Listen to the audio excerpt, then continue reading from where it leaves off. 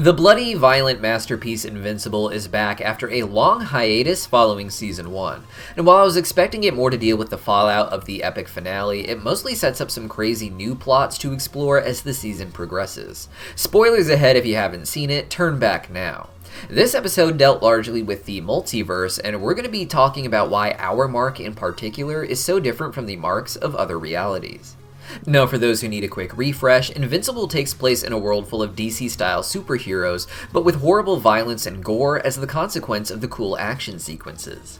Omni-Man is a sort of Superman-type alien from another world who acts as Earth's defender, but of course savagely killed some of Earth's greatest heroes at the end of Episode 1 of Season 1, and set the stage for the eventual reveal that he is from a race of conquering aliens, with Omni-Man being sent to conquer our planet with his great powers. When our boy Mark Grayson heard this, he was devastated, and there was quite the epic father-son battle. But in the end, Omni-Man chose to leave the Earth and his son, who did not want to help him with the coming invasion. Finally, Mark crosses paths with Alan the alien, who teaches Mark about the anti-Viltrum alliance called the Coalition of Planets, which are working together to stop Omni-Man and the invasion of the Viltrumites across the galaxy. Season 2 opened with something entirely different, however. The season instead opened with Invincible fighting the Immortal yet again and killing him with the help of his father. From here, we see that Mark is working with his father, has destroyed his city, and is now promising prosperity if humanity just accepts the Viltrumites as its rulers.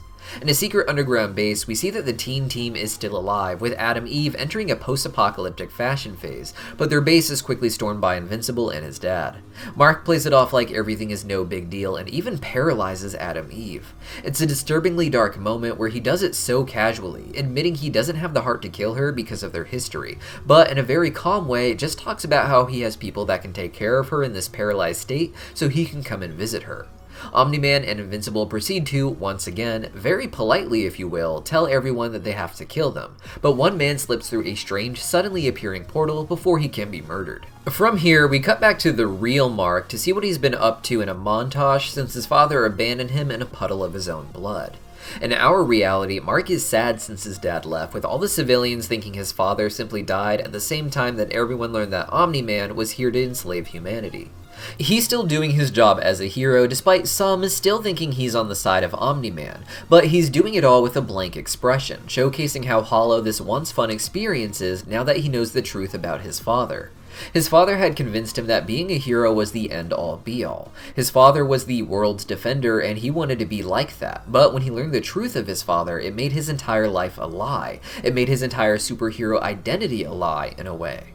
While he still does his best to protect everyone, and now has to protect them against his own dad, this was only because his father seemed to be the hero that Mark now aspires to be. A key difference between Mark and his father is simply how they view human life.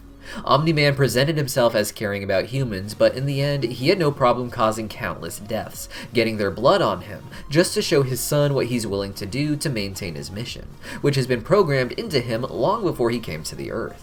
But Mark feels the pain of every single one of those deaths. He sees himself as part of the problem, part of the reason they all died, as he explains to Amber. While Mark is just trying to go back to school and superhero where he can, however, the man who escaped through a portal in the other dimension is revealed to be just one of many versions of him that are being pulled together specifically by the version of him from Mark's reality. This character, Angstrom Levy, explains that in every dimension except for this one, the battle between Mark and Omni-Man went very different. He emphasizes that there was a battle in every dimension, but that in the end, Mark teamed up with his father and began to conquer the world as we saw in the other reality. In these worlds, the other Angstroms don't have portal powers, but they have information of their worlds and the great differences they have, cures for cancer and other great things. What he wants to do now is combine all the information they have into his brain so he can be one super Angstrom with all the information of how to perfect his own reality, the safe dimension where Earth hasn't been conquered by Omni-Man, at least not yet. To do this, he gets the help of the clones by breaking them out of a prison and having them soup up some cool mind-merging technology that they helped create. These plans are absolutely ruined by Mark, however, who is going through a bit of a dark phase. As he explains to Adam Eve, growing up, all he ever wanted to do was be the image of his father. But now that he knows that image isn't real, he's actually afraid he might end up being exactly like his father, with others in the show treating Mark like he is unworthy of their trust and will end up betraying them too. Mark becomes so determined to prove that he's not his father that he blindly runs into a mission without worrying about the actual motives behind the supposed supervillain. Engstrom is essentially trying to be a hero, one who benefits for sure, but one who wants the worlds to become connected, to share the great things that they have to contribute to each other, from advances in science to the lost works of Shakespeare only available in some worlds. He wants to make him and the others elevated, and even takes two villains and gives them more heroic ways to earn a ticket to their dream world, where they are to be naturally revered like gods because of their power. Engstrom means so well that he ends up being the one to destroy his own project, not wanting his utopia built with blood. Mark could have listened and realized that something perhaps really wonderful was about to happen, something that could even help them defeat the Viltrumites maybe, with there being other worlds that may have already been invaded and perhaps survive the conquering. Cecil himself may have been interested in hearing what the technology was being used for, but he admits that he did not know and assumes it's for bad reasons because of the involvement of the clones. In the end, the destruction of the machine causes Engstrom to fuse with his other minds in an epically disturbing way, seemingly driving him insane. With his portal powers, insanity, and combined knowledge from other dimensions, I imagine he will be a fun villain to explore this season. However, the real thing I want to discuss here is why exactly our Mark had such a different outcome from all the other Marks. To preface this, I did not read the comics or look into spoilers, and my goal is to make it through as many seasons as I can without any. Please be mindful not to give spoilers in the comments for others who are enjoying the show as it is, as we discuss theories that may be wildly different from what is eventually revealed in the comics, with us focusing more so on the thematic possibilities. With that in mind, the key thing I can take from this episode that seems to distinguish our Mark from the others is empathy. Our Mark appears to be empathetic, and the other Marks appear to be largely narcissistic.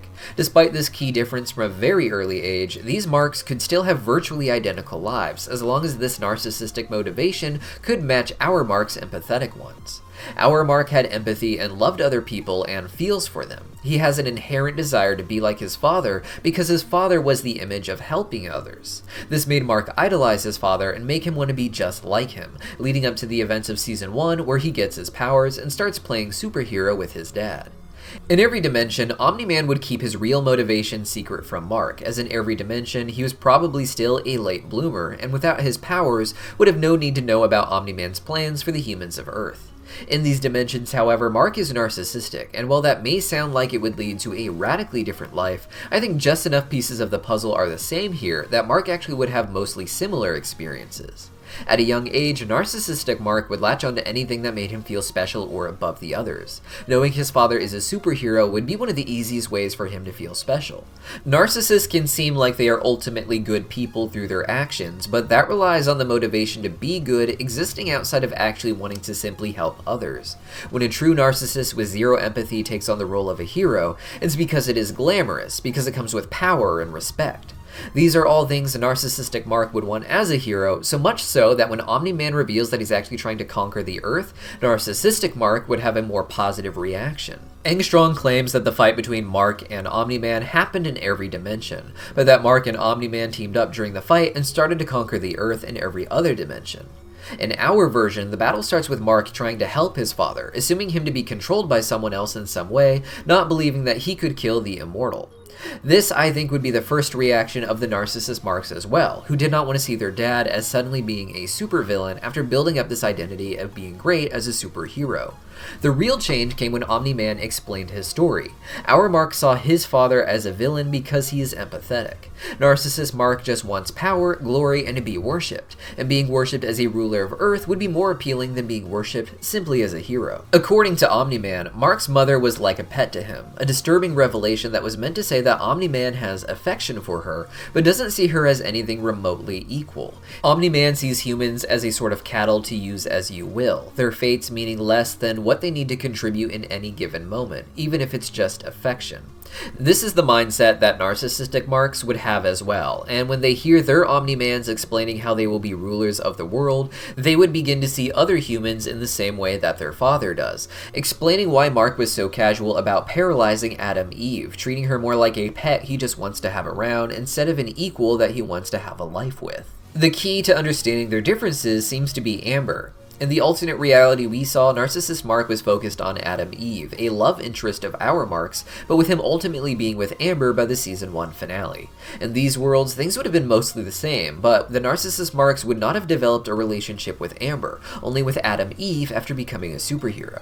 This is because our Mark is empathetic, and thus when we saw Amber being harassed by the local school bully, he would step in to help her, even before he got his powers.